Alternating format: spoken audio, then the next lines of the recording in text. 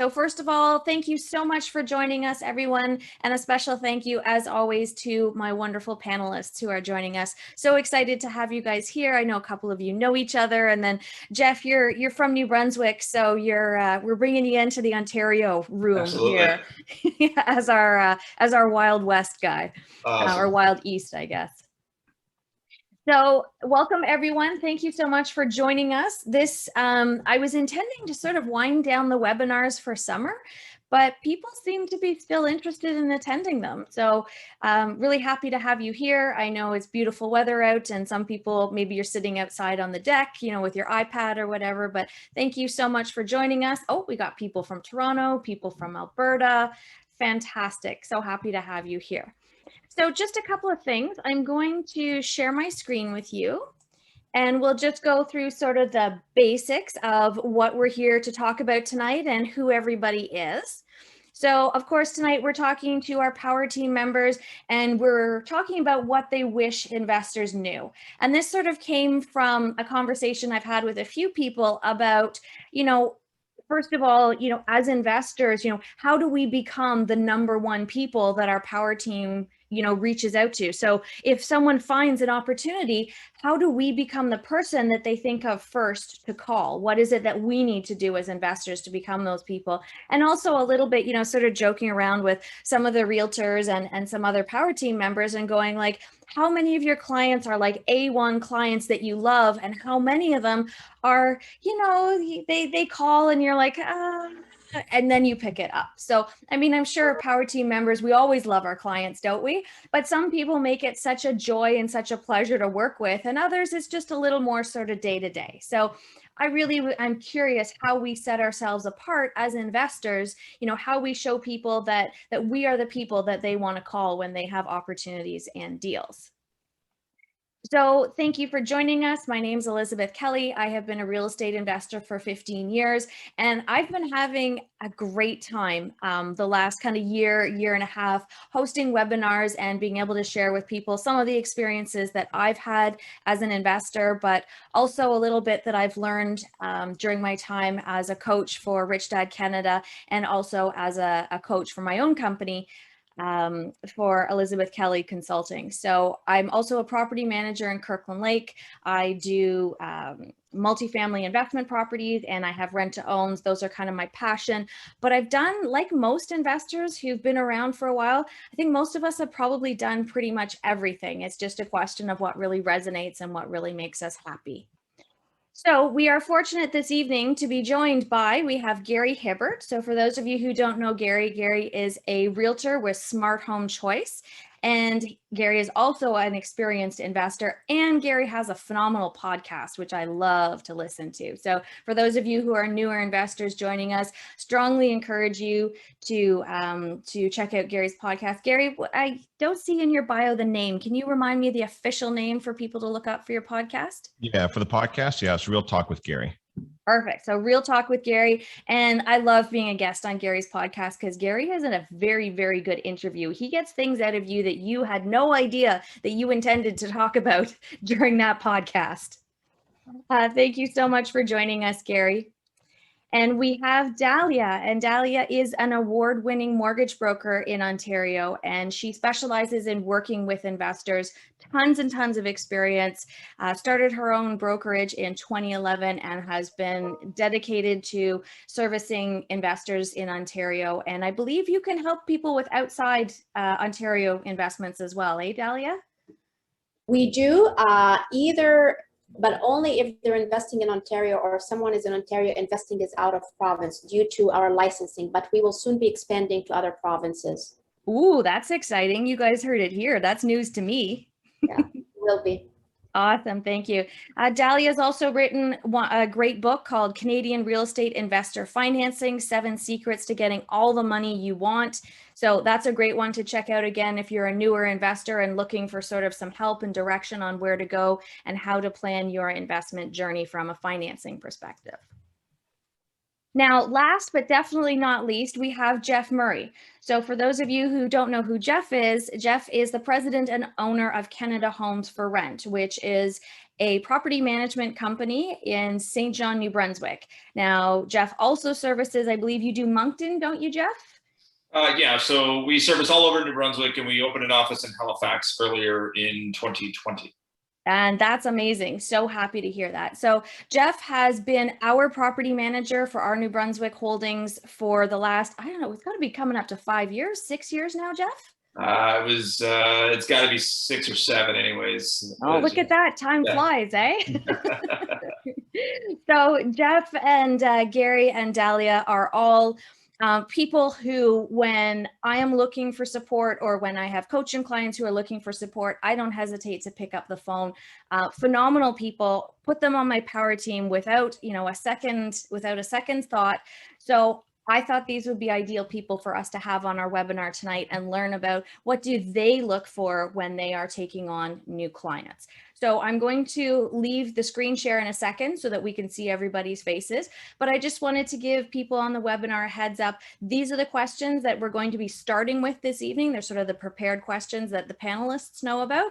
And then from there, we'll be able to move more into the world of what each of you would like to know from our panelists. So the first question for everybody is going to be, why would someone want to choose you for your power team? So everybody gets the opportunity to think about their biggest strength and why people would want to choose you.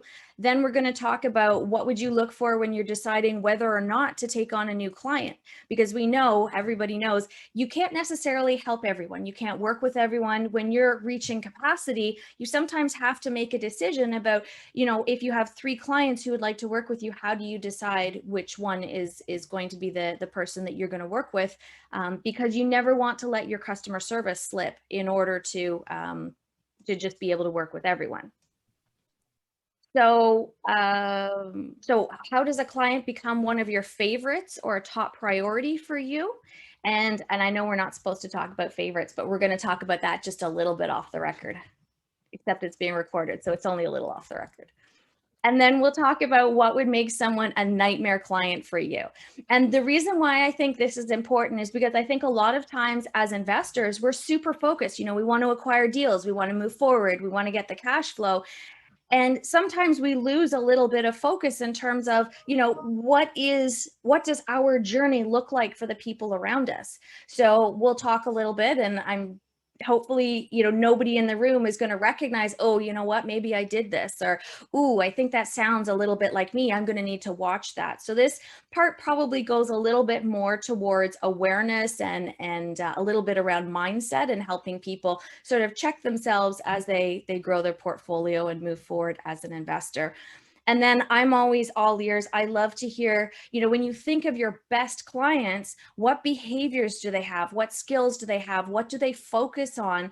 Because I think, when we see people who are successful, when we want to be successful ourselves, it can be super helpful to mirror or to repeat what they are doing that has helped to contribute to their success. And then from there, as I mentioned, we will be able to bring up questions from people who have joined us this evening. So let's see. Oh, so questions and answers. So just to give you guys a little bit of sort of housekeeping for the evening, chat box, more than happy, when people are talking, or if you want to, share your feedback or your thoughts, by all means, please do share it in the chat box. We will use it for chatting this evening.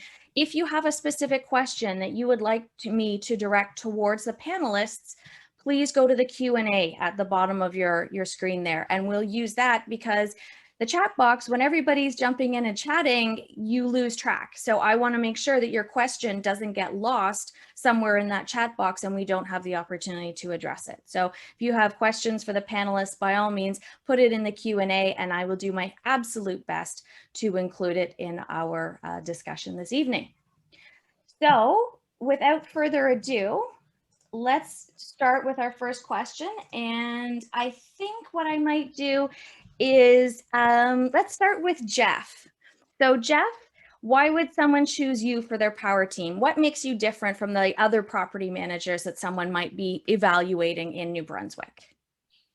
Hopefully it's because of my smile that I don't perform. If any of you saw my photo amongst all of the others, I look so angry. And I need to maybe smile more. So I think maybe it's a property manager coming out at me. But for us and Canada Homes, we always built ourselves on very much an open book where you can contact us at any time. We are more than happy to look at properties for you ahead of time. You know, a lot of the times, maybe what we found when we were earlier on in the early stages where people were coming to us with properties they'd already purchased. And I can tell you that having a conversation with them about issues or problems or tenants, or whether it's maintenance or rents, you know, is a much harder conversation to have after you already own the property. So we like to go in, scope it out ahead of time. We can give you projected rents of where we think things can be right now as they currently sit. We can give you projected rents after you've maybe put some money into it. And then ultimately do bring across any sort of maintenance type issues, because even in a building inspection doesn't always tell you, hey, you should paint the unit after a tenant moves out, or maybe you should change those taps that are seeping a little bit after a tenant moves out. So a lot of those types of things can be dealt with earlier on before you even firm up on a place. Now, things like that now, as things in New Brunswick specifically, are a bit more challenging as the market has become more competitive. And, you know, you got the realtors are saying, you know, you got to jump on this, and trying to get us through ahead of time and meet all of these numbers can sometimes be difficult. However, we, in every step of the way, will do our very best. In a lot of the cases, I'll look at something, you know, New Brunswick isn't all that big of a place. So a lot of the places maybe I've been to before, I know the street, I know the building from past, and I can give those types of projections without actually even going there. But that's why you should choose me. And because I have a good smile sometimes. Oh, definitely because of your local expertise. And I think that's a mistake a lot of investors make, is that, you know, they forget that if you don't have a good property manager on your team, that can make or break your cash flow. You know, you can do all the projections you want before you buy, but if you don't have a property manager that you can trust who will manage your property as if it's their own, then you might not be happy with the returns that you're actually generating once you own that building. And I think it's important to understand what you're getting yourself into. As you said, you know, from an inspection perspective, they'll tell you mechanically what might be wrong, but you won't necessarily know, you know, pick up the phone, you call Jeff and you say, okay, how much was it going to cost me to paint this apartment? And then what kind of rent can we get afterwards? So expertise is, I think, absolutely. And sorry, I just realized too, everybody, when you're posting in the chat box, make sure you click the drop down at the bottom, because you can choose, it defaults to all panelists, but you want all panelists and attendees so that everybody in the webinar will be able to see what you're posting. So Dahlia, would you like to talk about why people would choose you as their mortgage broker of choice, aside from the fact that you're awesome? Thanks, Elizabeth. Well, really, 3 reasons why typically real estate investors choose us on their power team. The first reason is that investors, when they work with us, they're able to scale up their portfolio much faster than typical, and not just scale it, but scale it the right way, meaning structure financing the right way to scale. We all know that we can acquire properties, but how is the financing structured beneath that tip of an iceberg could look messy or could look very optimized. So scaling fast while optimizing financing is really our forte. And we actually have an exclusive methodology that we've developed over the years called the financing roadmap.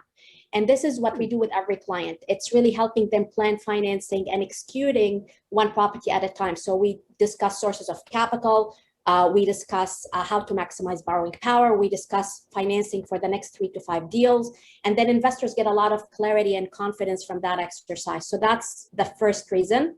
The second reason, which I'm very proud of, we have never, ever had a deal fall apart in the past 10 years we've been in business. Never had a deal fall apart.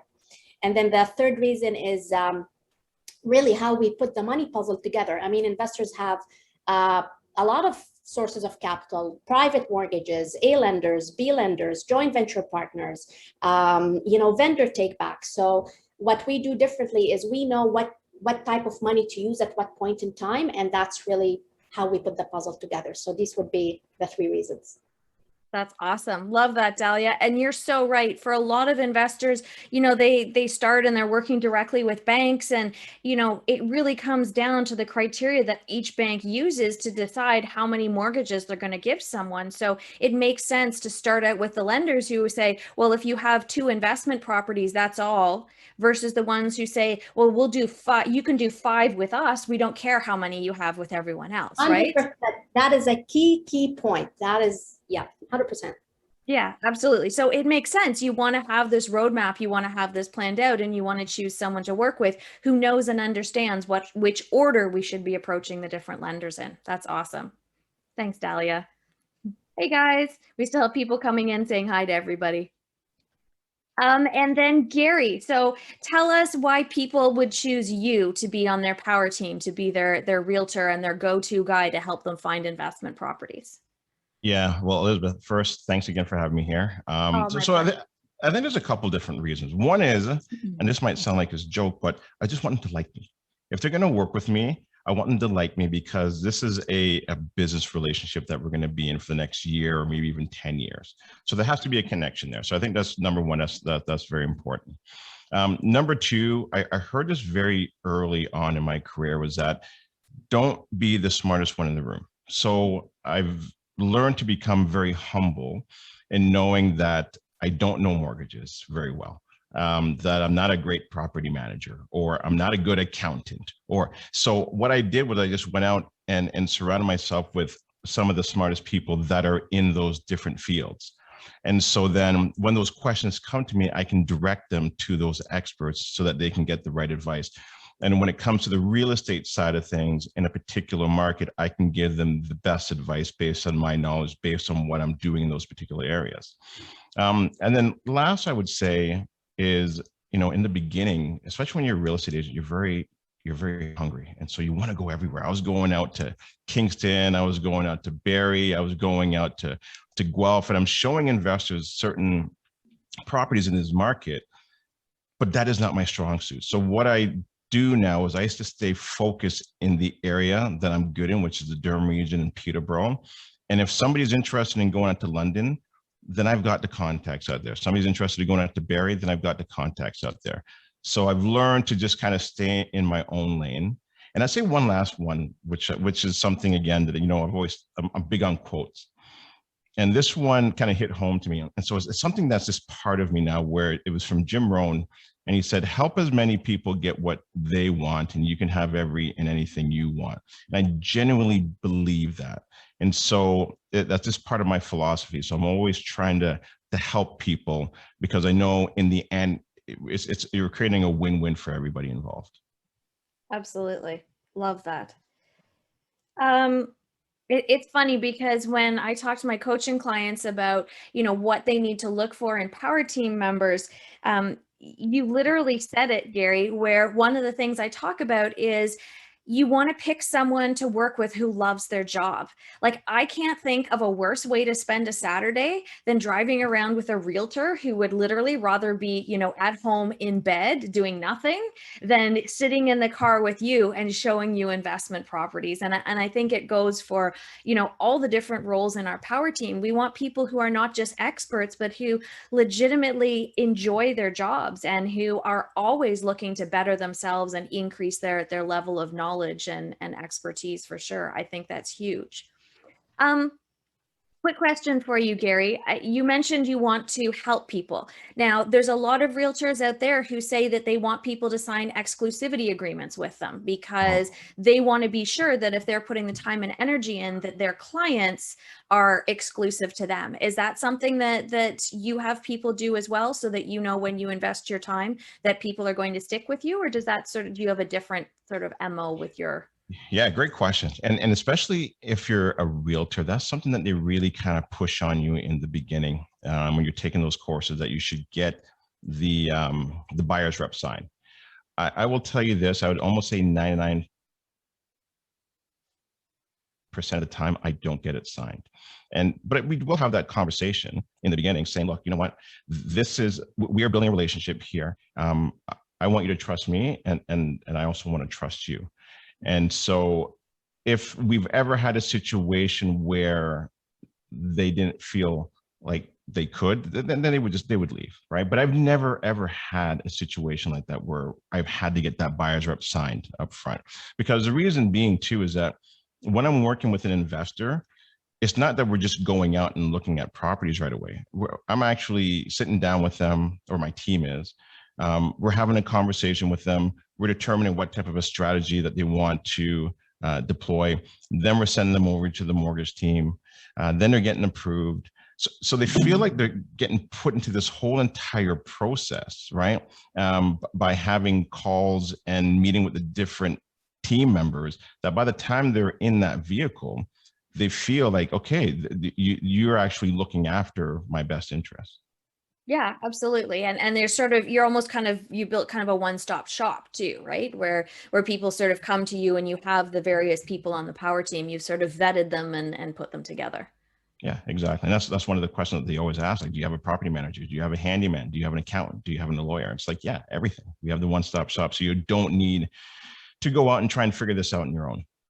Yeah, which is awesome, especially when people are starting out. There's so much to know in real estate. And I mean, Dahlia, you probably know this better than anyone, that real estate investing is a bit of a moving target. Like, you know, what we did last week, last month, last year, we can't necessarily replicate that, especially in the world of financing. Like that really is a game of who moved my cheese, right? Where you're just constantly playing catch up to, you know, how the government and the lenders and everything have changed the parameters in terms of the services that you're able to, and the products you're able to offer. 100%. Yeah, perfect. Okay, thank you. So let's start with Dahlia on this next question. What do you look for when deciding whether or not to take on a new client? Have you had anybody where you've sort of met with them and been like, yeah, this isn't going to work, I don't think I'm the right fit for you? Have you had to have that conversation? Or? Absolutely. So when we speak with clients, we really, by now we know who we would be able to work best with, because if I can't bring my best game on working with a client, then I'm wasting their time. I'm wasting my time. Nobody's helping anybody out in the process. So basically, we work with clients who are looking for sophisticated financing advice. Okay, so the clients who want to take more of a strategic approach to, okay, how do I structure financing if I want to buy 4 or 5 properties this year? Look at my goals, look at my sources of money, look at my finances. Here is what I want to do. Tell me how I'm going to go about it. That's the client that we would work very, very well with. The client that we wouldn't work well with is a client who is basically coming to us and saying, okay, I want to buy investment properties, but what's your best rate? That's the wrong question to even think about investment properties. Don't get me wrong, the rates are important. We get clients the best financing, but the rate is just the tip of the iceberg. So if you're starting the conversation with what is your best rate for rental versus here is my goal, here's what I want to do, let me look at the big picture and how can I go about it from a financing standpoint, then that's not the right client for us. Absolutely. And I think it's important to know who your ideal clients are and who you are best prepared or best set up to serve. I think that's really important. Yeah.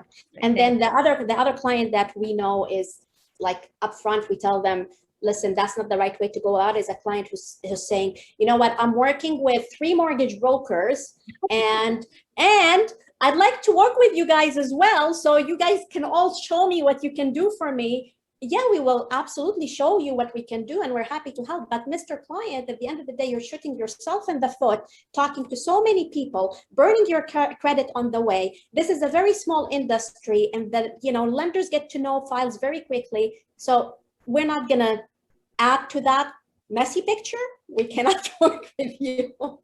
Yeah, absolutely. I think that's fair. And I think it's awesome because Ali Nazarian said had a great experience working with Dahlia's team recently, very well organized and fast. And I think that's something you really pride yourself on too, isn't it? Having your systems and processes and taking good care of people. Absolutely. And these are the comments that really, really keep us going and we love hearing them. Thank you, Ali. No problem. That's great. Awesome. So what about you, Jeff? what do you look at, or what are the factors that you consider when deciding whether or not to take on a client, a property management client? I think in my business, it almost works the other way. I almost feel like I am selling my services. I'm not really analyzing the person I'm working with.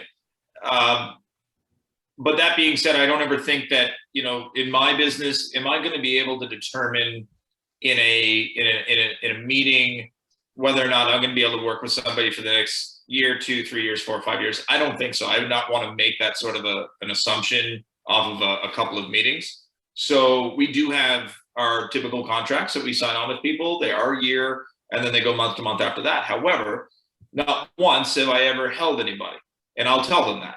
I do this because, it's kind of what I should do. I should be locking, it's kind of, it is our business. But at the end of the day, if somebody comes to us a month, 2 months down the road, or I find, that it's not working, we have that conversation. We have exited with some clients, we just didn't have, I felt we needed to go in this direction. They felt they wanted to go in that direction, and that's fine.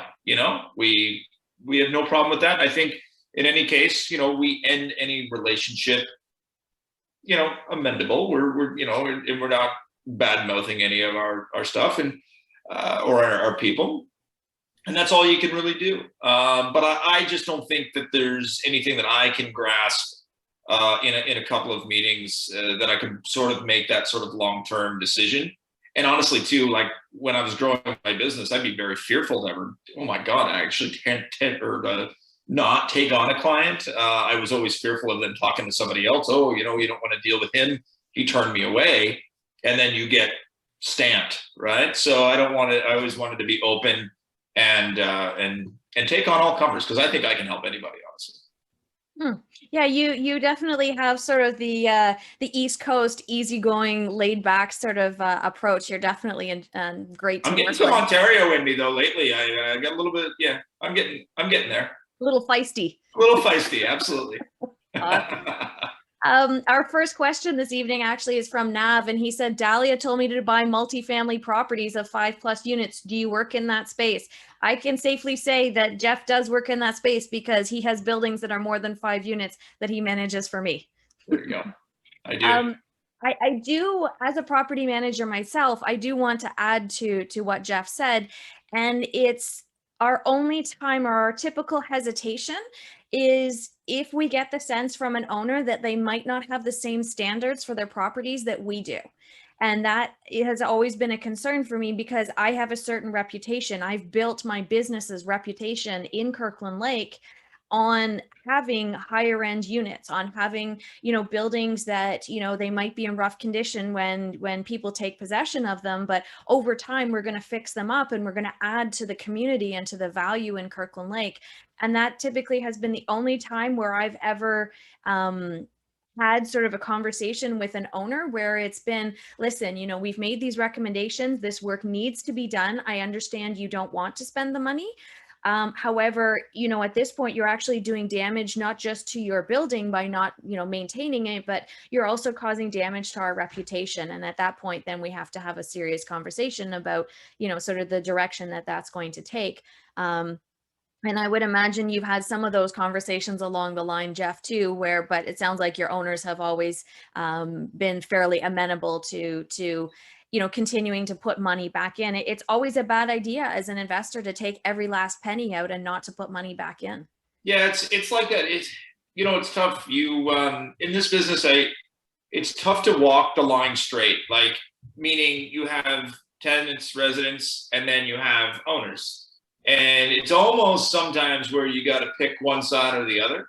Like you try to go straight and narrow, but at the end of the day, there's decisions that are made, and you got to go one way or the other. And I mean, we get railroaded, okay, off of rent increases and different things that happen. And it doesn't matter. I represent it's got to be coming up on 500 different people or corporations out of all of so and every one of those people have a different perspective on how a building is maintained or dealt with, or things are, some are penny pinchers. You know what? That's just, some people are just penny pinchers. That's their personality, and others aren't. Meanwhile, here we are, right? We're the ones at the end of the road, are the ones that are delivering those notices, or making sure things are being done. And the person paying that rent every month could give a damn who it is. They see that face that's in front of them. That is the one that is delivering and taking, right? So it's something that we try to keep up a good name around town. It's becoming more and more difficult. I will tell you, the bigger you get, I'll tell you, man, it's a game changer. It's fun becoming, as you grow your business, but then you get to the point where, in our business anyway, it's fun for tenants and residents to try to just tear the crap out of you, And the thing, it's the property manager's role on a power team is somewhat unique because, we're excited to work with our realtor and we're excited to do new deals with our mortgage people. But, when your property manager is doing a good job, your tenants might not be happy with the property manager because they don't think you're doing enough to, maintain the building. And the owner might be thinking that you're doing too much. And so you're sort of caught in the middle trying to find that fine balance. And that explains my profile photo for anybody who wants to know. That's why I'm. Awesome. Thank you, Jeff. And Gary, what about you? What do you look for when you're deciding? I love when investors question me, meaning that they're inquisitive. They're asking questions. Why does it have to be this height? Or why does the driveway have to be this wide? Why are we doing it like this? I like when I get asked questions because it shows that they're actually very interested in trying to understand what they're trying to get involved in. And number two, it also kind of keeps me on my toes, right? I do, and I think that's probably why I enjoy doing the podcast, because I'm always, the why do we do it this way, and how does it work, right? So I really do enjoy that part of it. So when I see that, I know that they're excited about it and they really want to learn this. Where it starts to cross a little bit of the line is when now they start to question me. Because then now it's like, well, hold on a second. I am, the expert in this particular market or this particular area. If I don't know, I'll let you know that I don't know. But if I'm telling you, then I do know what I'm talking about. So it's a bit of a fine line there, right? Yeah. There's a difference between being curious and being aggressive. Right. Exactly. And usually, like with the most beginning investors that have a couple properties, I find that they are a little bit more, they're the inquisitive ones. Sometimes if you've got somebody who's got like multiple properties, not all obviously, where they can, sometimes feel like they do know more than you, which is fine. I don't have a problem with that. It's just if you're coming to me for the help and the guidance for this particular area or market, my team and the webinars that we do all the time, and we're bringing the city out. So we've learned a lot over the years. Yeah, that's awesome. And I think, you really work hard to make sure that as much as you do so that you're at the top of your game and you're able to direct your clients appropriately. Like I noticed on social media was it last week, you had found a really nice little deal that you put together for your clients? Yeah, up in Bob Cajun. It's a great property. Really, and they look like they're probably get that thing filled before they even close on the property.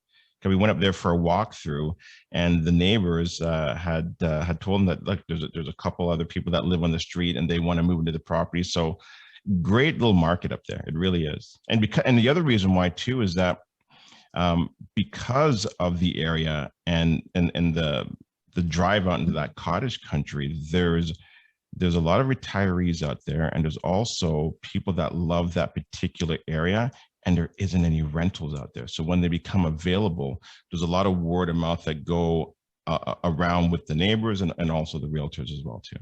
Mm-hmm. Yeah, absolutely. And it's a lot of fun being in smaller communities. Like you're just able to make such a difference in a smaller community in a shorter period of time than you are when you're in some of the really big markets. So I definitely understand the affinity for the smaller ones for sure. Yep. Yeah. All right. So how does a client become one of your favorites or a top priority?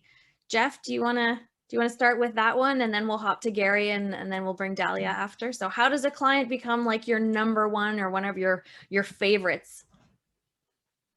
I don't have a favorite, I guess. Like I do have a lot. I probably should be careful. I probably have a few clients that are on this webinar right now. But yeah, like no, like you're talking to. To be perfectly honest with you, some people.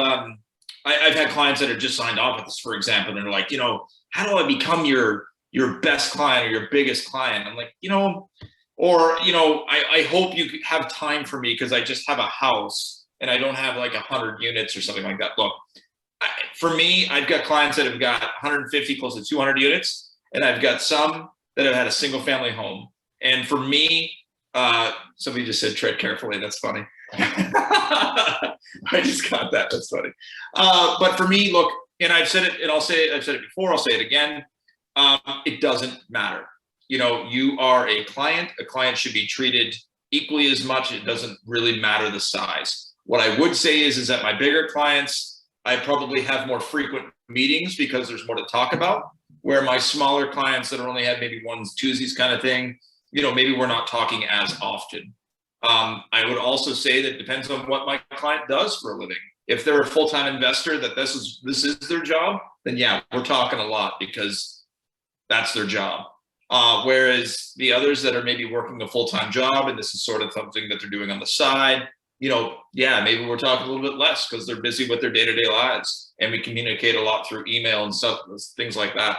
I do a lot of emailing to try to help, but for me, there's not anything any one person can do. I do have one client, for example, who is a local guy, and man, he has just been hell-bent on trying to be my biggest client. Like it's in his head, and which is great and all and stuff. But I mean, for me, I want all of you to succeed. And however we need to do that, whether I need to meet with you every day or every month or whatever, it doesn't matter to me. We just want to make sure that you're being taken care of, or you're kept up to date. It's a troublesome thing. Like I can talk forever on this, by the way, Liz, but in our business, there's so many things happening, and you want to make sure, like, there's some people don't want to be bothered, and other people want to be kept up to date on the hour, like what happened now, what happened next, and that sort of thing. And it is a time burglar of a situation when you're trying to keep everybody flowing and trying to get the job done. Never mind keeping the person that owns the place updated on what's going on from day-to-day basis, but you still got to get stuff done. So it's troublesome, but we do try to treat everybody as equal. Just some take more time than others because of the size of their portfolio. That's all. Yeah, that makes a lot of sense. Yeah. That makes sense. How about you, Gary? How does a client become one of your top priorities or one of your favorites? Does wine help at all? That helps. Wine, scotch really gets me. Okay, I better write that down. Scotch. You know what it is? It's action takers. People that are not scared to pull the trigger, and even when they do, and if they do make mistakes along the way, that they learn from it and they're not scared to do it again. That's what I really love when I see investors do that. I also love when I see them actually sharing, on social media what they're listening to, or some new tip or some new advice, because it also shows that they're also really active in learning the mindset stuff, the skill set, everything that comes along with the challenges that can arise in real estate investing. And so when I see that, I get excited. And the other thing as well, too, one last thing is that I tell almost everybody that if you have any issues or you have any problems, give me a call. Most people won't, because sometimes they think that they're bothering you. If they see you on social media, they see that you're active, you're very busy. But I sincerely and genuinely do mean it, that if you do have a problem, you do have a concern, just call me. And so when I see those investors that are actually doing it, that means that they're stuck, and sometimes they've actually gone that extra mile, and then they've called me like, Gary, look, I tried to do this, I can't figure it out, can you help me? That I always enjoy as well too, right? Because it shows again that they're really trying to understand this and learn it. Yeah, That's awesome. So alignment of values sounds like it's something that's important to you. You know, giving back, sharing, learning, being curious. When people have those things in common with you, then they kind of resonate with you, and you just, that's what sort of, I think, makes the difference between someone who's just a client and someone who's, you know, sort of a colleague and heading towards becoming a friend, right? Yeah, you know what I think it is as well too, though, is because I know the same fears that they have. I think for the most part we all do, know the fears that they have. We all have it. It's not immune to any of us. Some of us maybe get thicker skins as we continue to keep doing it, and we feel more comfortable in it. But you know, that beginning investor, I know the fear. I've been there. We've all been there. You know, it's a scary time. So when I see them actually pull that trigger, it's to me, I want to celebrate with them, because I know how big of a hurdle that can be. Absolutely. That's awesome. And Adele actually commented, and she said, Gary and his team offer valuable information through their webinars. Thanks for helping me with the property in Kawarthas, which is awesome. And then she also worked with Dahlia and said that you have been instrumental in closing recent deals. So, I mean, feedback from people who are joining us tonight are that you guys are phenomenal to work with, which is always nice to hear, right? You're welcome, Adele. Hi, Adele. Thank you. So Dahlia, do you want to share with us how a client becomes your top priority?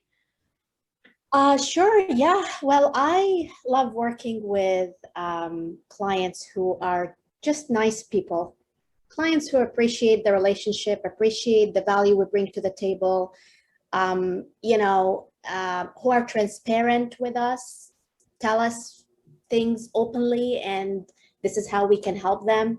And of course, clients who lean on us for advice and then action that advice. Really, if you lean on us for advice and then we see you action and we see you actually make progress with your investments and wealth, that's, for me, is like, I get excited. But if we're staying at the stage of analysis paralysis, don't get me wrong, it took me 5 years to invest, of analysis paralysis, to invest in real estate myself, and I get it, we all have to make sure we understand what we're getting into. But if I'm talking about favorite clients, the clients who lean on us on advice and then take action, so we see the fruits of how we're working together, and they're nice people, appreciate the relationship, and value what we bring to the table. Absolutely. Absolutely. I think that's key. And I think that would probably go for everybody who would have a role on your power team is we're really looking for the people to work with that we can help, that we can serve, where us being on your power team makes a difference, right? I think we're all looking to do that. Nobody likes to feel that they're putting in time and energy and it's not helping anyone. So that's where I think it's important too, to know who our ideal client is and who we're best situated and suited to help. That's awesome. Thank you, Dahlia. Do you want to start with, and maybe this is actually sort of almost like a part two, but what would make someone a nightmare client for you? And I think you sort of alluded to that already, but if you want to sort of, describe your, oh my goodness, I don't want any more clients like this. Okay, so I alluded to it earlier, a client who's basically working with multiple banks, multiple brokers at the same time and trying to work with us. That's unfortunately a nightmare client, and we can't help them. And someone who's really doesn't like paperwork and is very disorganized with paperwork. We have systems in place, we have processes to make things simple and easier. But with real estate investors, like, files are heavy, lenders need documents. So if someone is all over the place and is not following our guidance to get organized, that becomes a more difficult relationship to work with, but we eventually figure it out. Yeah, absolutely. Constantly chasing for the same paperwork can be very frustrating, can't it? Yeah, exactly. Yeah. And the challenge too is that if you're putting all this time and energy into one client, that typically means that your other clients might not be getting as much time and energy too, right? Yeah. Absolutely. Perfect. What about you, Jeff? Who's your nightmare client? And don't say it's me. No, far from it. No. It is a lot of it, and it's not really a nightmare client, more so than nightmare buildings. Those are the real nightmares. And it all goes back to organization, though. For example, when we take on a property, if there's not tenant confirmations and leases and documentation showing who's living there, then it makes things very, very difficult for us to start moving forward with rent increases or changes or anything of that nature, because we have no idea who's there. And a lot of it goes back to, the dealing with pardon me, Gary, but the realtor, I guess, and getting that information on the selling side. But a lot of them they're handcuffed in some cases because of the person who's selling it. And we see it a lot with more not private sales, but private landlords. So maybe it's just an older couple that have had this building for a dog's age, and everybody's just on a word of mouth handshake sort of situation.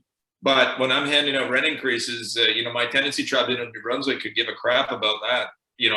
We need to have that stuff in order, and we need it so that makes sure we're doing our job properly. And that's sort of it for me. I don't have a nightmare client. I mentioned it before. I feel like I can work with anybody. I try to be amenable to everybody's situation and everybody's personality and how they see things, and we always come to an agreement at the end of the day. So yeah. That's awesome. That's awesome. I appreciate that. And you're so right about, the buildings where, it's just been like, a kind of a mom and pop shop and they just don't have the documentation, don't have the organization, can't get things together. It definitely is challenging as a property manager to try and help a new owner collect the information they need, because ultimately their ability to get financing depends on a lot of this information. And, Dahlia, I'm sure you see it all the time with some of the, when you're buying from a landlord, you're doing private sales and that kind of stuff, then you're really, you're scrambling trying to put together enough information for a lender to be able to decide if they want to lend on this deal.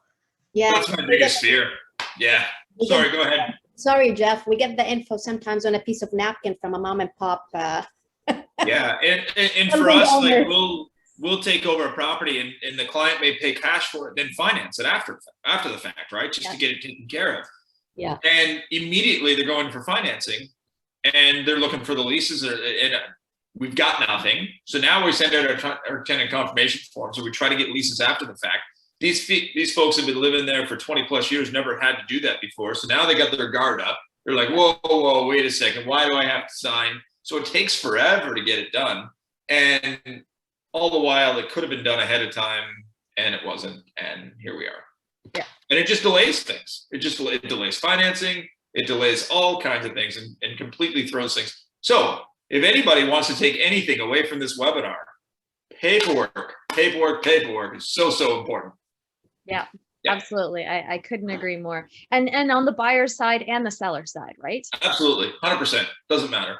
Yeah. It just makes the whole process that much smoother. Like there's very few closings that actually go super smooth in my estimation, but the best way to make sure that things go nice and easy and everything is making sure your leases and all the documentation that everybody needs as a part of your power team is sort of in order. And it can be a pain, no doubt, but it is very, very important. Absolutely. Gary, the rave reviews for you are continuing to come in. We have Heather and Alan saying that you've been very influential in their investing journey, which is nice to hear. That means I picked the right people for the webinar, people who have made a difference in people's lives. So that's pretty awesome to hear people saying that. Thank you very much, Heather Todd, and thank you, Alan Grace. You guys have been great as well too, and it's been amazing getting to know you guys over the years as well too. So. Awesome. And hopefully Alan Grace will be able to get back to a Raptors game soon. So obviously Heather and Alan and Adele, some of your awesome clients. Tell us about what would make a client a nightmare for you, Gary.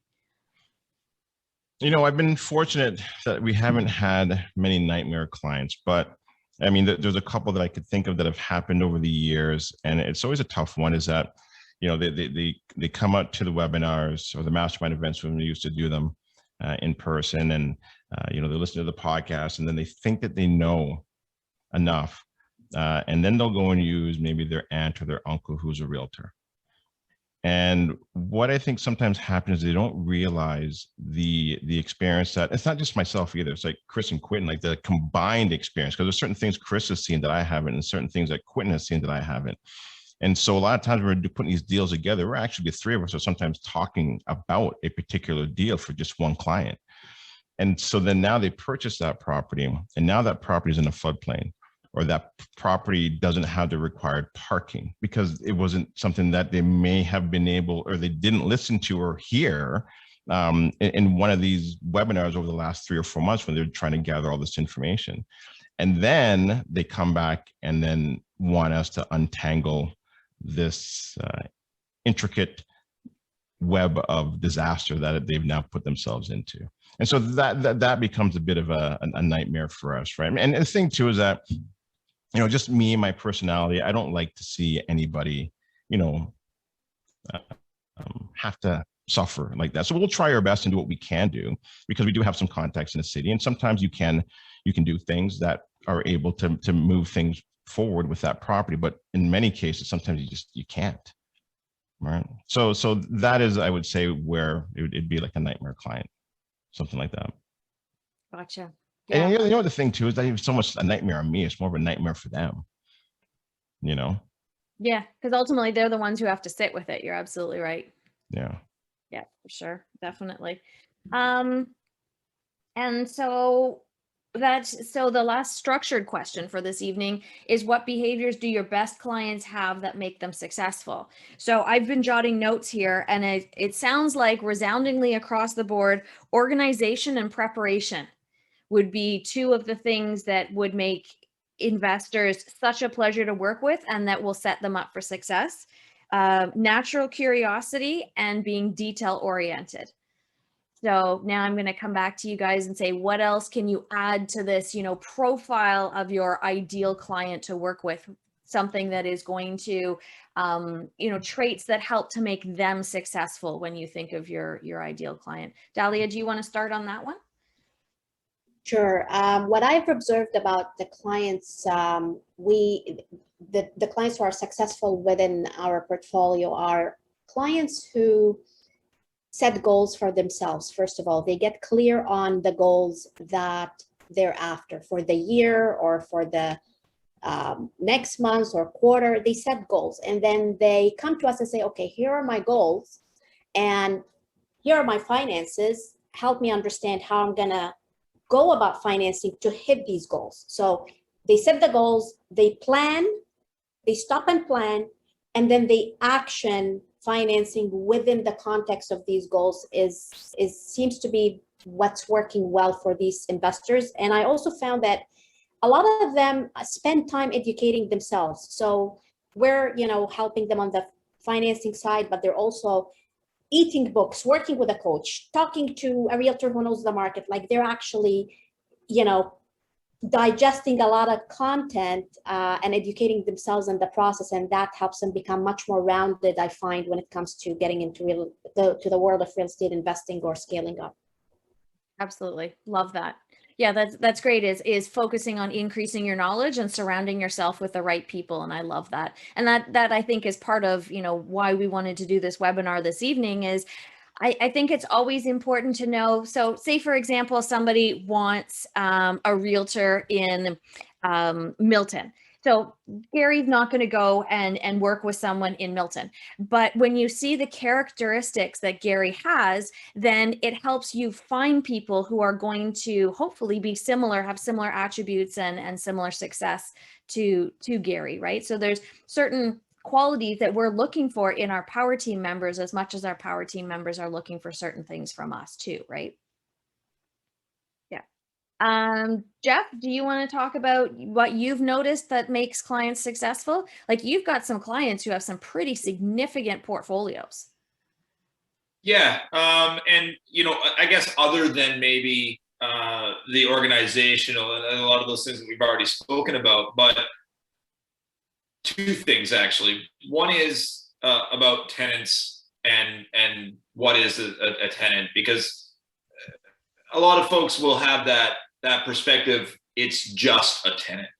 And I don't, you know, there's certainly people out there that, aggravate the heck out of you and certainly are worthy of that sort of term, I guess.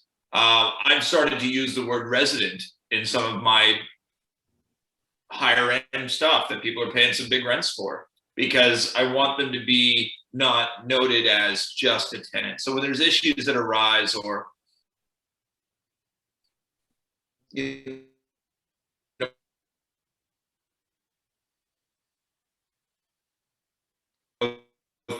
things that are happening, I hate going back to the fact that, well, it's just to pay attention to our market or have heard of our market, it is just like skyrocketing, okay? And it makes a big, big difference for some of these people. Although it makes a big difference for you too, and you should be, but there's things that maybe that we should do, or things to help that it does make a difference for them. And so that's one of those things that makes you successful, because that's going to, tenant retention is so important. We started doing air miles for our tenants a few years ago. So if people pay their rent early, so we give them an incentive if they pay early, and they get 1 air mile for every $100 in rent that they have. So that has been a way for us to help with tenant retention. Now that's a more of an overall thing that all of our clients benefit from. But as owners, and the ones that are, well, do I spend the money painting my common areas, or do I not? Painting your common areas isn't maybe necessarily going to get you an extra set of, money each month, but it may show the other tenants and residents that you have inside of that building that you're doing it proactively, that nobody has to ask you to do it. So that helps. And more personally for me is the ones that have had previous experience managing their own personal stuff. It's a little easier for me to have a bad conversation with somebody who's been there, that has maybe dealt with that before, because they have that mindset. But those clients that maybe have just gotten into investing and have only worked with a property manager and that don't really have it from the other side, it is a bit more of a conversation. It's a bit more difficult. It's, well, why did this happen? I don't understand. Why didn't the tenant pay rent? Why don't they just pay? Mm-hmm. I don't know. So that's some of the more the ones that have had the most success, I feel, have had also the best understanding. They've sort of like, everybody's got to start somewhere, right? And then you eventually you continue to build yourself up, and you get more experience, and you get better at what you do. And that's it's like that with me. I'm always learning and getting better. I've learned a lot from my clients. I have some clients that are sharp, very smart people, and they've made me a better property manager. And that is something that hopefully I'm helping our clients too. Is helping them understand this game is nice and it's great, and it can give you long-term wealth and all those beautiful things that people talk about all the time. But it's a process to get there, and there's some good days and bad days. And unfortunately, I'm the guy that's got to tell you the bad and the good. So, yeah.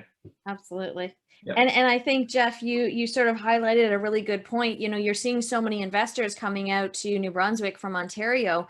I think one of the really important things that we need to do as investors is sort of take charge of some of our education and do what we can. I mean, there's a reason why you have a coach to, help prevent you from making mistakes and those kinds of things. But there's a lot that can be learned from Google. And one of the first things that I tell investors who are thinking about New Brunswick, look at the Residential Tenancy Act there. If you're only familiar with Ontario, start there and make sure, because some of the provinces in Canada, some of the areas in the US, if people are starting to look at investing there, some of the areas are much more favorable to tenants than they are for landlords, or vice versa. So ideally, we want to pick somewhere to invest where things are a little bit more balanced. And I think that's part of the reason, Jeff, you're seeing so many people from Ontario coming out there right now. They're keeping me on my toes, that's for sure. Yeah, absolutely. Absolutely. Gary, do you want to? Yeah, you know what? I think there's a couple. I'll add maybe 2 or 3 here. So one would be consistency. Okay. Where they keep showing up, they keep attending the Zoom calls, and they're always consistent. You always see them there. They're always showing up. So and even when it may not be something that may particularly interest them, or they've already done it, they'll still attend because there may be just something new that they may learn or that they may have missed when they listened to it the first time or the second time or the third time. So consistency is huge. Number two would be not blaming others, for, accountability.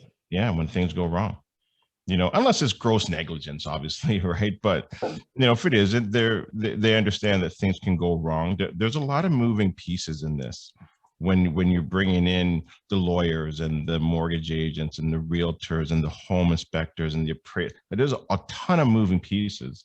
And so just to actually take a step back and look at how complicated this whole transaction can be.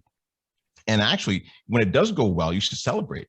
That's a huge accomplishment, when it does complete and close on time. But if it doesn't, just learn from it and see where things went wrong and what can be done the next time to improve it, right? I think those are two important traits. Yeah, I love that. Absolutely love that. That's amazing. Thank you. Okay, so why don't I have another question to sort of get people thinking. But let's open it up to, and if you have questions for the team, we'll sort of open it up beyond the scope of just what we're talking about this evening. Someone had asked, Dahlia, as a mortgage broker, how do you work with clients who use corporations? So I'm willing, guys, let's open it up and see what other questions you have for potential Power Team members. So Dahlia, how do you work with people who are buying in corporations? I know it's more challenging. What does that mean though? Okay, so there are a couple of things with rentals and corporations. There are lenders on the street that do rentals inside a corporation, and they have no problem with it. And there are lenders who say, we'll do it in a corporation, but we will restrict the type of product duration with that lender. And there are lenders who shut the doors completely and say, rental in a corporation, we don't do it, it's higher risk, we don't want to touch it. And then there are lenders that will do it and say, no problem, come and do it, but we will charge you higher fees or higher interest rates. So as a mortgage broker, we're actually set up a little bit differently from other brokers in the street, in the sense that we do have relationships with even lenders that do not typically work with mortgage brokers. We understand their guidelines. And for you as an investor, if you're coming to us and we see that it's to your best interest to put a rental inside a corporation, but we through the broker channel do not have a lender that will do it for you, we will connect you with a lender outside of the broker channel that we know can put that rental in the corporation. But as long as we know it's going to serve you from a financing roadmap standpoint, because sometimes investors, here's the tough conversation we have as mortgage brokers. There is the mortgage broker, there is the lawyer, and there's the accountant. And we have to agree on a common structure, and there are always trade-offs. So, the lawyer wants to protect you. The accountant wants to save you money. The mortgage broker wants to get you the best financing and think how it's going to impact you in the long run. So how can we all be friends here?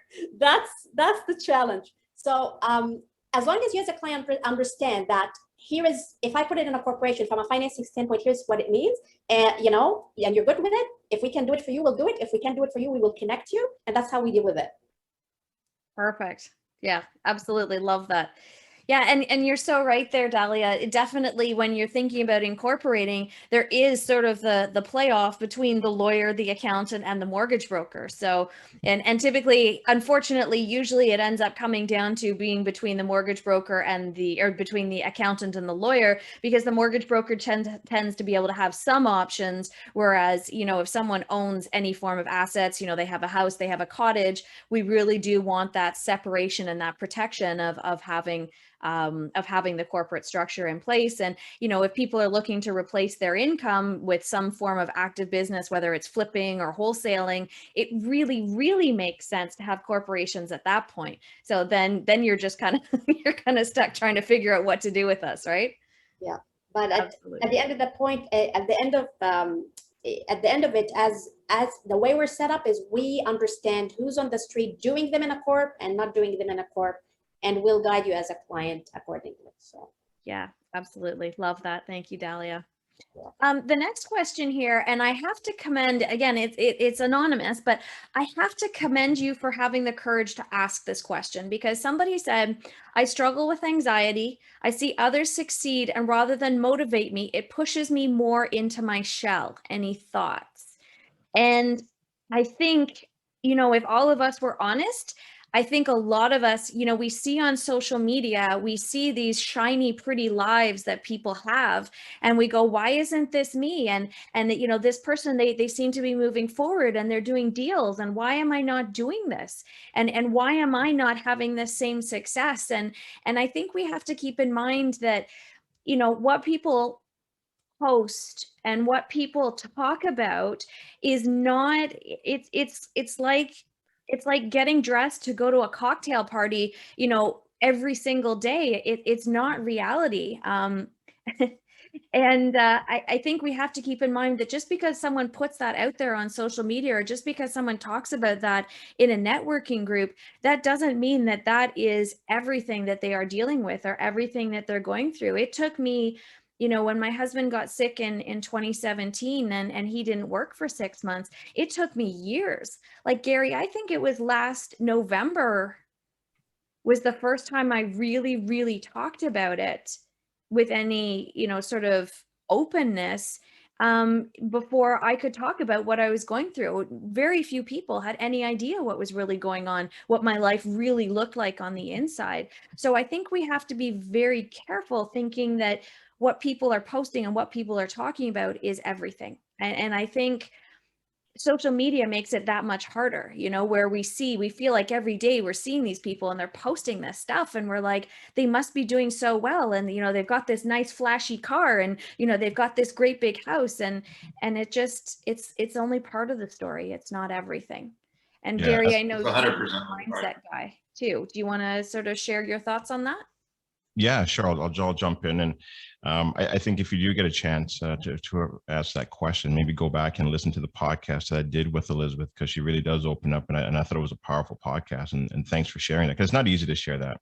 No. But I will share this, is that, people think that the public speaking and me being here is an easy thing, and it's not. I struggled with public speaking for a number of years. I hated going up in front of those mastermind events and introducing anybody, or do like, a closing segment, or even listen to my own voice on my podcast. I struggled with it. I hated it. And I think I probably did suffer from some anxiety, but I definitely suffered from being nervous. I mean, there was many times I'd come home and I would tell Darlene, my wife, I am never going in front of that stage ever again. My hands were sweaty.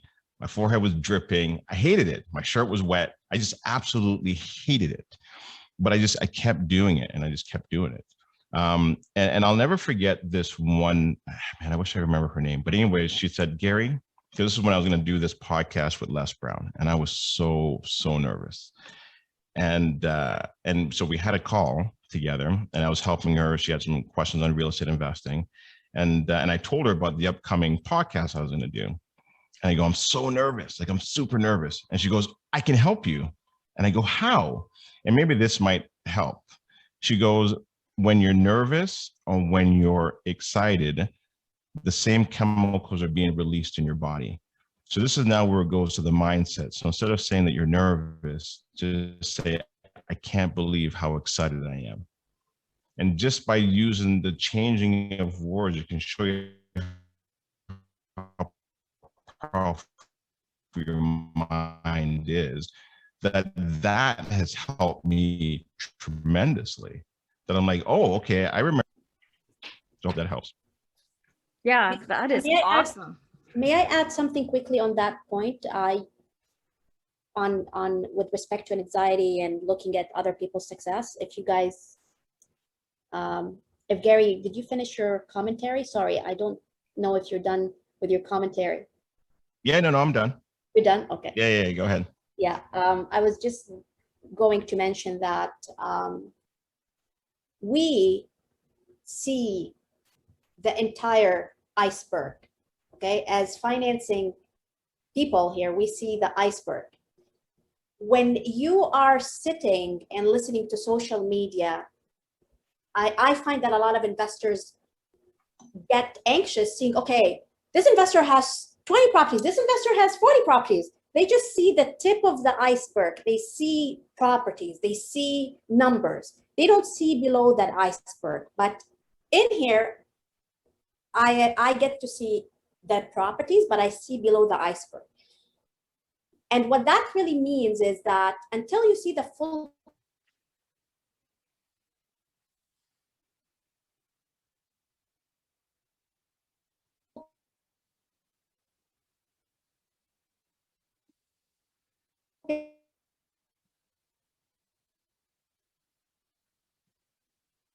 someone else may have 2 properties and you're just looking at the tip and you go, these guys are not as successful, or 3 properties, but you know what? They're actually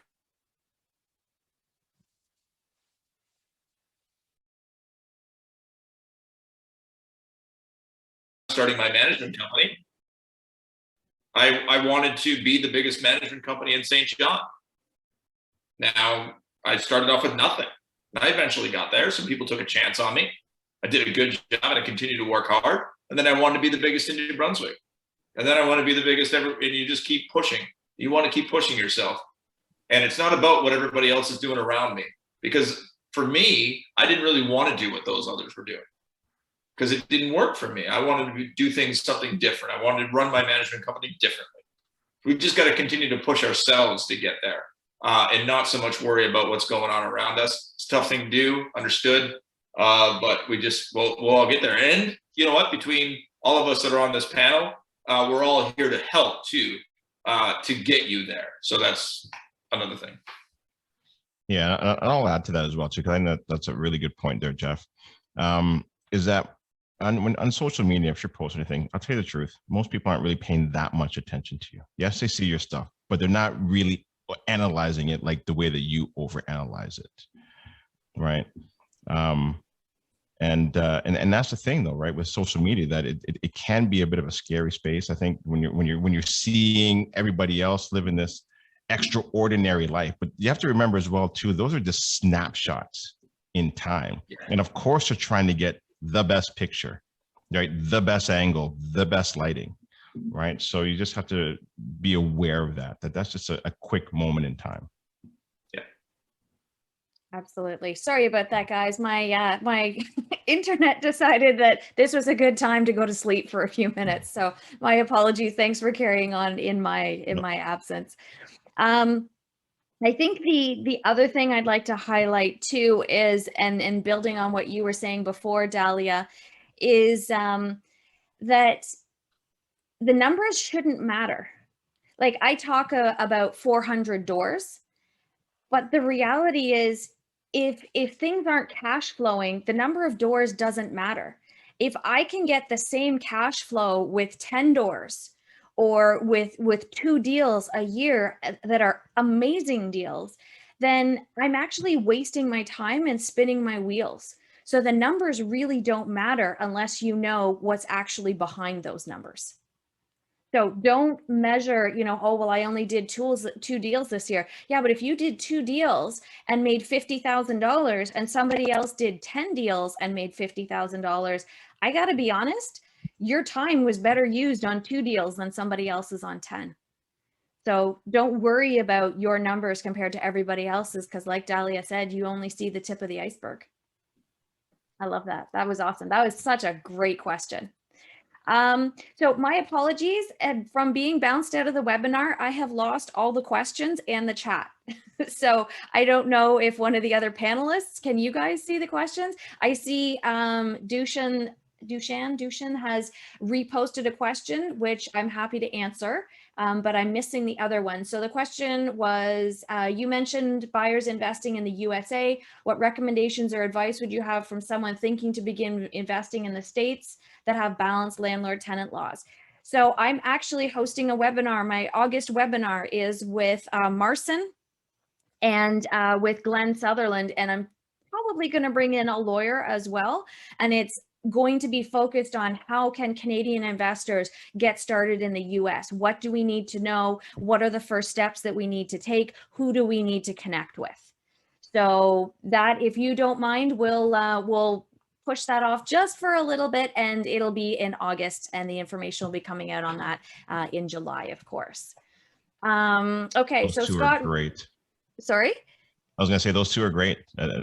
Investing in the U.S. So you got two great speakers for that August event. Yeah, I'm really excited. I'm really excited about that, because we invested in the US in like 2010, 2011, 2012. We were doing tax liens and those kinds of things. But I'm really thinking, like, I would love a vacation property somewhere warm. So that's kind of where I'm thinking. Okay, so Scott, yes, you reposted yours. What is your vetting process for Power Team members? So Scott, I'm not sure if you're asking me what my process is, or whether you're asking the Power Team members how they vet other Power Team members. Would you mind just adding a little bit and letting us know kind of what your thought process was for that? And while you're doing that, Nev had said, Jeff, as a new investor, how do you suggest I approach property managers to ask them for help on evaluating properties and tenant profiles and be taken seriously with no immediate business available for them? That's a tough one, because I offered to do it because I did it in a way because I wanted to build relationships with people. And I certainly didn't want to make them feel like they were being pressured into something or what have you. Now, some have been surprised that I don't charge to do it. I still won't. I've had people offer to pay. I won't take a cent for it, because for me, or whoever you may be dealing with, hopefully they'll have the same perspective I do. And that is, it is important to build that relationship. And sometimes that relationship happen and be built without money changing hands. And I just don't, I'm not here to take people's money for building a relationship with them. I'm just not. So that's just the way it is. Now, I was just going to say, how that would be approached with, yeah. Well, I got a 90% in ethics in my REIC exam. So I feel pretty good about my ethics. Yeah, I did. But it's trying to approach somebody, I'm not sure how you would approach it. I would ask, obviously, and just don't be afraid to ask. And, don't be afraid to say, look, like, I think this is a way that I can build a relationship with you, and just tell them what I've just said. And hopefully they'll have that same perspective. Not all do, I will assure you that. I've been doing it for a while now. I thought some of the people that are in my business that are running their own companies would catch on to it, but it really hasn't. And ultimately it's gained me a lot of business because people like it. It's, I do spend a little bit of time doing reports and that sort of thing. Do I get all of them? Absolutely not. Some deals fall apart, like we spoke of earlier. But for those that I have done and I've gotten, we have a roadmap before we even start on what we're going to do with this property. And it just makes life so much easier. So that's it. Absolutely. Love that. Yeah. And I've definitely found the same thing, Jeff, with the interest in the Kirkland Lake market that's been happening over the last little while. I'm probably doing somewhere between 3 and 6 calls a week with people who are looking at investing in Kirkland Lake. And I sort of consider that a cost of doing business. Not every single person I talk to is going to end up buying here. I'm okay with that. But it was interesting because I did, I recorded a video for the Rise group out of Toronto. And they actually made it super easy because they just interviewed me for 30 minutes and I sort of shared information. And my thought to myself in the future was, we should really all be doing this as property managers. Like here, take 30 minutes, put together a video or do a series of 5-minute videos. And here's what you need to know about investing in the community. And then when people ask, you can share the videos and say, happy to chat afterwards with whatever questions you have. And that really goes towards making your business model scalable, right? Is saying, what is the best practice? Is it having the same conversations again and again and again with people? Or is it giving people the basic information and then having those personalized conversations where you're going above and beyond and delivering additional information? Yeah, we've done a lot of that. We did that with our pricing structure. Because what does everybody want to know first? Well, how much is your service? That's the first thing they ever want to know, and understandably so. So we have a pricing structure in a PDF file with a sample management agreement and a sample, inspection of what we do to properties and that sort of thing that we just flip off to them so that they can review it. It's a 16-page PDF. It's got all kinds of information in there.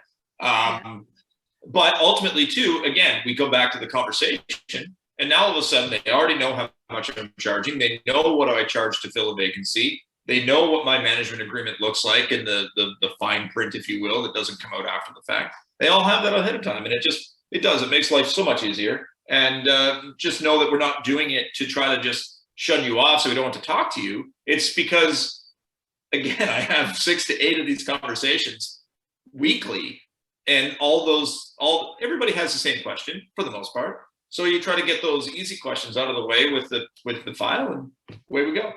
Then we can get to the real meat and potatoes of things. So absolutely love that.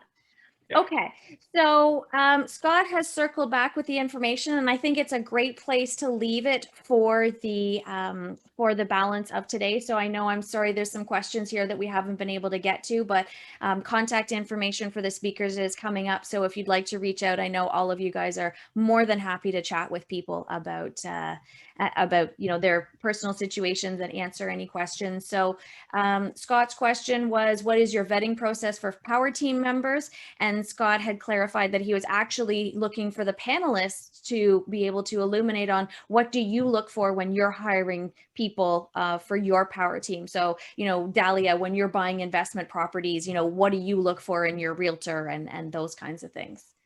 So do you want to start with that one, Dahlia? Sure. Yeah. There is some, early in my career, someone told me, who are you getting your advice from? I used to work for the banks, and no offense to the banks if anyone works for a bank here, but you go sit down with a quote unquote wealth planner in a bank who sells a mutual fund. And the question is, as a wealth planner, did you build your wealth using these mutual funds? If you have actually, if you're recommending to me mutual fund to invest in as my wealth planner, why are you here in this bank working for a corporation if you've become wealthy investing in these mutual funds? So that actually got me thinking about, taking that advice everywhere I go. If you want to work with someone and you're going to lean on them for advice, who are you getting your advice from? Have they done what you want them to do for you? Do they know their stuff inside out? And I want to talk to third-party people about their experience working with them. I want to make sure they're ethical. I want to make sure they are passionate about what they do. They have great client service. So have they done what I'm looking for them to do for me? Do they have the experience and knowledge? And then the third one is really third-party reviews. Love that. That's great. Absolutely agree with that, Dahlia. Okay, Gary, over to you. How do you decide who you're going to put on your power team? Dahlia nailed it. I mean, I could add maybe a little bit more to it, but that's pretty much it, right? The main thing also too is that client relationship. And because within our business, we've got so many different moving pieces that if I'm handing my clients off to these different experts, whether it be the accountant or the lawyer or the property manager or the insurance company, I don't want to have to hear back from my client that it wasn't a good experience or they can't get a hold of that person. And when we've had that sometimes, and if that does continue, we'll have those conversations with that partner. And if it continues, then we have dropped them, because it's just not somebody that we want to work with. We need to make sure that, especially the way that we're growing, is that we have a well-oiled machine on all levels, and we all kind of are on the same path, and that they are where we want to be as well too. So if I'm going to my accountant, hopefully my accountant has an investment property, he understands what he's talking about with investment properties. If my property manager, I'm going to my property manager, do they have property manager or properties as well too, and how long have they been in the game, and third party referral as well, right? So that's just really kind of just added on to what Dahlia said. Love it. Absolutely. Jeff, anything you want to highlight because I know you started like us, where you started your own property management company looking after your own stuff. And then you opened up to manage for others too. Yeah, I realized that I wasn't good at it. I think I didn't really have a power team. I've learned that terminology over the years. But as I guess as being now a part of the power team, I often get wanting me to refer to other people, like, do you work with a real estate agent? Do you work with mortgage brokers or what have you? So, or insurance is another common one. I try to refer like 2 or 3 of each, so that each person can sort of, again, it's an interview process because it's somebody you're going to be working with, not just for this one, potentially more. So, you want to make sure that the person that you're working with has the same values or maybe the same understanding of you do, of the whole process, and so that you're comfortable working with them. And if you're not, then move on to the next one. Real estate agents is a classic example for me that I always refer 3, because I have my 3 that I refer because they each offer something a bit different. I've got my aggressive guy who's going to go out there and he'll move heaven and earth for you to find your deal, but he's going to be not easy to get on the phone because he's a busy guy and he's going to be very short, but my God, he's going to get you what you're looking for. And then you kind of got the middle of the road that'll still find you some deals, may take a little longer, but they're easy to talk to and they're nice. And then you have the other one who's super nice, really easy to talk to, is knowledgeable, but maybe not as well connected. So you don't find the deals, and maybe the only deals you're finding are really the ones that are listed on MLS, but they're very nice people. And that's sort of the middle, that's my 3 ranges of real estate agents that I feel are out there in the world. Maybe I hit them. I don't know. I could be way off base. That's awesome. Love that. Well, Thank you so much, everyone, for your time. I'm going to share my screen again here. And there we go. So we finished our questions for this evening. So I'd like to thank everyone so much for joining us for another webinar. It's been such a pleasure having the 3 of you. I, of course, have the Action Takers Real Estate Investing Planner. So let's see, Jeff, you're the only one here from out of the province. Can you give me a number between 1 and 55, please? Number 5. Number 5, fantastic. So my outstanding VA, Mary Beth, will be contacting entrant to the room number 55 to be able to arrange for us to ship you the Action Takers Real Estate Investing Planner. And here is where you can find each of us who are on the webinar this evening, myself, Gary, Dahlia, and Jeff. We are always happy to, take questions and to help each of you along our journey. I know without a doubt that the 4 of us, part of the reason I love working with you guys so much is because there's a lot of synchronicity in values and ethics. And I think none of us would be here without the people who've helped us on our journey. So I know all of us are willing to, give back some time and share some of our knowledge and expertise. And it's been such a pleasure to have each of you here. So for those of you who are part of my Facebook group, Canadian Real Estate Investing Mastermind, you may have noticed there was a post earlier this week talking about, what do I need to know about managing my credit as an investor? So we're doing we'll call it a pop-up event. It's not a vaccine clinic, but it is a mini event.